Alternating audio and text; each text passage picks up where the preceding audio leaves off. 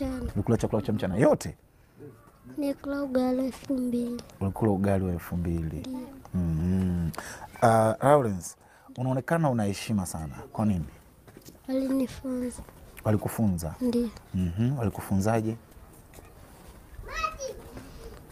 Wanaambia uone heshima wakubwa wanakuzidi.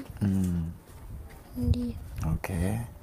Umekubali kwamba ikitokea mtu akawa yuko tayari kwa ajili ya kukupeleka shule, uko tayari kwa ajili ya kusoma? Ndio. Wewe unatamani ukisoma, ukimaliza elimu, uje kufanya kazi gani? Polisi. Unatamani kuwa polisi? Ndio. Kwa nini unatamani kuwa polisi? Kuwalinda watu. Na kulinda mali zao. Na kuwalinda watu wasipigwe ovyo. Wasipigwe ovyo. Ndio. Na kuwapeleka watuhumiwa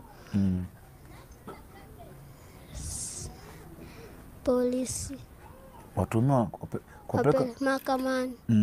Wakapata kizao. Wakapata kizao. Ndio. Ndio, sio na akili. Okay. Mimi unauza mayai. Nani alikufundisha kuuza mayai? Baba. Kwani baba alikuwa anauza mayai kabla au alikuwa anafanya nini? Ilikuwaje akakufundisha? Alikuwa anauza mayai. Tulikuwa tunaenda nayo mimi na baba. Kwenda kuuza mayai. Ndio. Kwa nini baba aliacha kuuza mayai? Alianza kushona. Alianza kushona, ukabidi wewe ubaki kuuza mayai, baba aendelee kushona. Ndio, nililia kuanza kuuza mayai. Wewe ndio ulitaka? Ndio.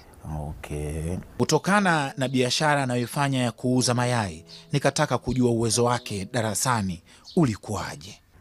Nataka nijue uwezo wako wa hesabu. Maana kama unaweza kuuza mayai tins unajua hesabu.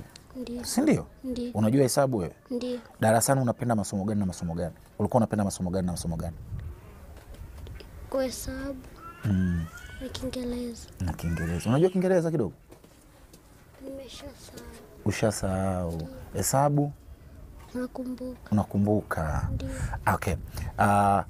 20 toa 5? 15. 15. Ndio. 5 mara 2? 10. 10. 50 ukatoa 5? 45. 50 ukatoa 5? 45. Sio 50 ukatoa 5? 45. Sio 55? Si. Si. Yaani una vitu 50 ukatoa vitano, vinabaki vingapi? 45. 45. Na ukiongeza 10? 55. 55. Ndio. Ukiwa na 10 ukagawanya kwa 2,